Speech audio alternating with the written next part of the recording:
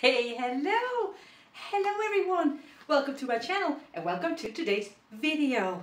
Well, the weather outside is appalling. It is raining, it is grey, it is getting colder as well, and we're only a couple of days away from Halloween, which made me nostalgic. And it made me think about the early days when I first came to France from the Netherlands, and I noticed there were so many differences, not only the language but also culturally. And Halloween, Christmas, Sinterklaas, New Year's Eve, everything was different here. Now I can hear you say, what? How can this be so different? It's only a few kilometers away, one country to the other. From where I live now and from where I used to live in the Netherlands, it's about 1,000 and something kilometers, and the differences are day and night. I am Dutch and I will stay Dutch. My children have the double nationality, so they are very keen on keeping traditions, but we are making our own traditions. We try to juggle between the French way of living and the Dutch traditions. My children were born and raised in France. They are all grown up now, but they're even more keen on keeping the Dutch traditions alive than I am. I am so sorry, but it is true, after 30 years I drifted off a little bit. I tried to find the right balance between the Dutch traditions, between the French traditions. We added maybe a little bit of American or British traditions. I don't know what I was telling. When I was young, we didn't really know much about Halloween. We did not do much about it. When I was a little bit older, as a young adult, I remember having children knocking on my door trick-or-treating, but it was quite rare and a lot of children did not do it. It has changed now, especially in bigger cities. They knock on doors, trick-or-treating, dressing up, but in the Netherlands, as in Belgium, as in some parts of France, Germany, there is another occasion to dress up and to party, and that is the carnival, the carnaval. You can dress up, you can put makeup on, a silly wig, and party for the whole weekend, plus a Monday. Instead of sweets, you drink beer. You have your annual doses of dressing up and being silly with the carnival. When I came to France almost 30 years ago, Halloween was not much of a thing. When the children were very small, we lived in a small village, and in that village Halloween was popular, so my children grew up with trick-or-treating. I came with them when they were very small and we went from door to door knocking and asking for treats. They dressed up. We have some amazing pictures of that time. After my husband died, we moved to the city where there is hardly any trick-or-treating. It is not much of a big thing, but my children, they still love it. They are fully playing the Halloween game. So for us in this household, we try to keep the Halloween feeling alive. The next day here in France, the 1st of November, is All Saints. It's the day you honor your loved ones who passed away. It is quite an important day here in France. But the Day of All Saints in the Netherlands is hardly known. People do not go more to the cemetery than that they usually do. But in France it is a day you can find everyone going to the cemetery to clean up the tombstones, to put flowers. And I think it is the same for a lot of Latin and or Catholic countries. The more northern you go, the less people care about the 1st of November. Then going through November, the days are getting shorter and we are heading for one of the most important evenings in the life of Dutch children, and that is the 5th of December. Now, officially, it is the 6th of December. It is Saint Nicholas' birthday. And I'm not talking about Father Christmas, not that Saint Nicholas, although it was inspired by this gentleman. This is Saint Nicholas, the saint patron of the children, of animals, I'm not quite sure, of a lot of things. Saint Nicholas, Sinterklaas, visit houses where children live at night, puts presents in their shoes, or he leaves a big basket full of presents for the whole family outside the door. When I was young, it was an evening where my grandparents, my uncles, my aunts, we had an enormous amount of people coming over, and I have incredible memories of those evenings. And living as a young mother in France, I don't know why, but we decided to do the present giving at Christmas.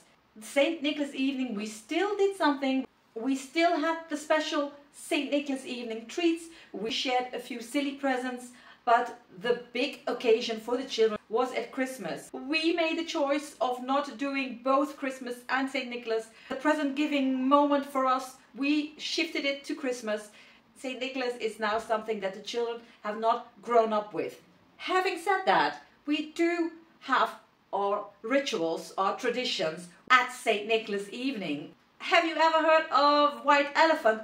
Well, that is what we do at St. Nicholas, and we are not forgetting that special date. So we try to have the right balance between all these traditions, mix them all up and have a lovely stew of what suits us best. For me, and that is my Dutch upbringing, a Christmas tree never gets in the house before St. Nicholas. So once St. Nicholas is over, then I will get my Christmas tree, and never before that date. That is my Dutch brainwashed way of thinking. Christmas. Here in France, presents giving at Christmas is really a big thing for the children. It is the moment of the year where the children get humongous presents. 200, 300, 400 euros a present. Grandparents, aunts, uncles all chipping in to make the Christmas an enormous orgy of presents. I never wanted it to be like that, but our Christmases turn around giving each other presents, but mostly small presents, handmade presents. Now, a lot of French families start Christmas the 24th in the evening with a huge dinner where the whole family comes together. Oysters, turkey, foie gras, a lot of seafood, a lot of expensive food. That is Christmas dinner on the 24th of December for a lot of French people. And then at midnight, somewhere when dessert comes in, that is where Father Christmas, Santa, knocks on the door and comes in with the presents for all the children. Some families do share presents between the adults as well, but it's mostly very a children's feast. At Christmas itself, the 25th, everyone is knocked out by all the food and the drinks and all the excitement. And that is about what Christmas is like here in France. And Christmas is only one day, the 25th. There's no Boxing Day, there is no second Christmas Day like in the Netherlands. It is just one day, and the 26th, all the offices, agencies, shops are open again. Christmas is only one day. Now, in the Netherlands and in other parts of the world, Christmas is 2 days, the 25th and the 26th. Where I come from, in the east of the Netherlands, our Christmas starts on Christmas evening with pancakes with slices of sausage, pannenkoeken met worst. That is a tradition that we kept here in France. On the 24th in the evening, I am baking, I don't know how many pancakes with sliced sausage in it. And it comes from a tradition that the whole family went to Christmas Mass on the 24th, late in the evening. One of the older people, say Gran, stayed at home, baked the pancakes with the sliced sausage, so that when everyone came back walking in the snow or the cold rain after Christmas Mass, they had something warm and comfy to eat when they got home, the pannenkoeken met worst. That tradition is just keeping it for the next generation. And the rest of the 24th for us is a very ordinary evening, watching TV, wrapping the last presents. Here in this family, the 25th in the morning, that is when we open our presents. And opening presents in the morning is something I took away from the Anglophone countries.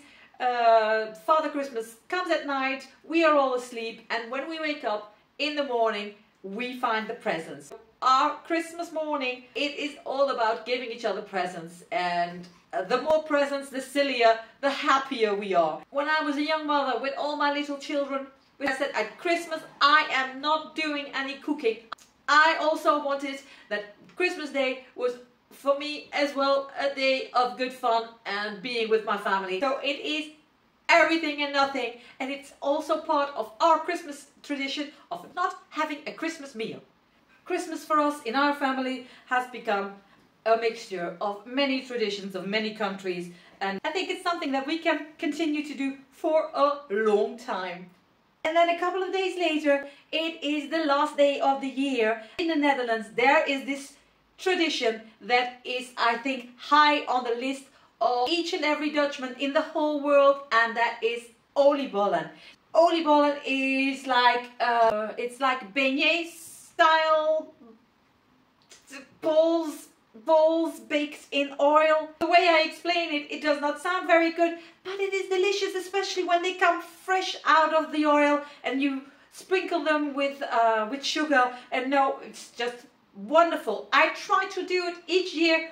Some years they are a success, other years, for I don't know what reason, they are all flat and uneatable. All part of the Dutch tradition. Oliebollen at the last day of the year. That it is typically Dutch, so in France they do not do that. In France, again, they have a big, huge meal.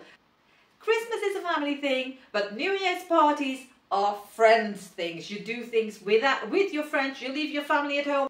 Christmas and New Year's Eve, like they say here in France, un autre salle, une autre ambiance, which means another space, another atmosphere. It is completely different. But in the end, midnight is midnight. It's all kissing each other, drinking champagne and wishing each other the best for the coming year. Now, one thing in the Netherlands that I do not miss at all, the fireworks. Now, I'm not talking about beautiful fireworks that everybody is no, it is bang, a bang and a lot of noise. I think from very, very far away, it was to chase the bad spirits away and to start all over again with a big bang.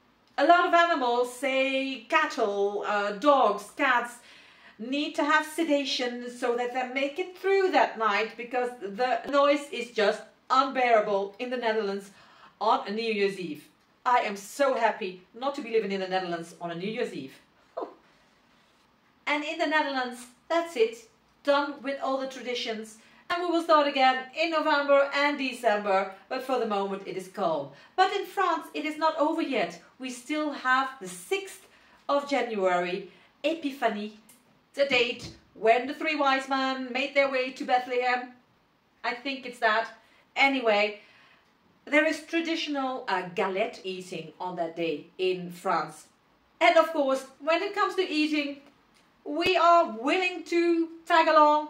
The galette is a sweet pie with a tiny hard coin or a toy or something baked in it. Everyone has a slice of the pie. The one who finds the Incy Wincy stone or whatever it is, la fève, is the king of the day and has a paper crown to wear. And that is such a cute French tradition. We kept that one. But for the moment, we're still at the end of October. We are heading towards Halloween. So I say to you all, well, thanks for watching and see you all next time. Au revoir et à bientôt.